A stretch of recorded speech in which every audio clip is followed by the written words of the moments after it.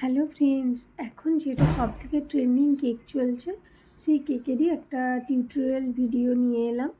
তো এটা কিভাবে এই জিনিসটা বানাবে সেটা দেখানোর চেষ্টা করলাম, যদিও ততটা না হলেও চেষ্টা করেছি, তোমরা দেখলে বুঝতে পারবে।